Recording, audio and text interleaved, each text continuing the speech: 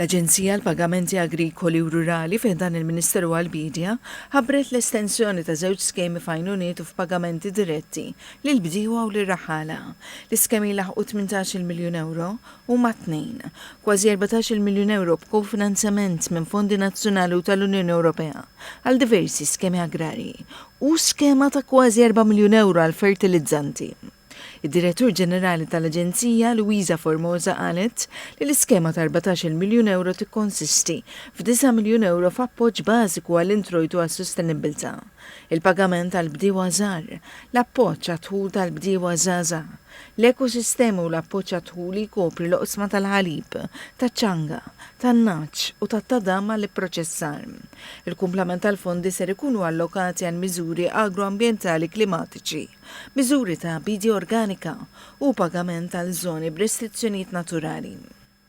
It-tieni skema, finanzjata kompletament minn fondi nazzjonali, ser tkun għal fertilizzanti.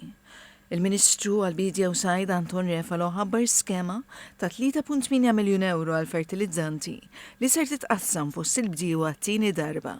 Il-bidwi Giovanni Gawċi lu jaħdem u ċuħur rabal dawn l-aqqar nofs seklu. Fis-serma Television Malta kif l-għajnuniet, partikolarment għal fertilizzant, huma essenzjali għas-sostenibilità tal-ħidma tal-bdiewa r-raħħala u dan minħabba li l-prezzijiet għolew minħabba l-gwerra fl-Ukrajina. Hija kruċjali speċjalment fuq tal-fertilizzant. Dak ola id-doppju jekk mhux it-triplu. Kieku aħna konna ħambatu. Konna għassa neqlew lejxin tagħna.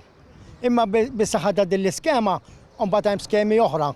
Imma din tal-fertilizzant kienet waħda mill-iktar li veru laqtet il-musmar fuq rasu. Bdiewa li huma eliġibbli għall-iskemi jistgħu japplikaw għal fondi koperti miż-żewġ skemi sal-aħħar ta' Mejju.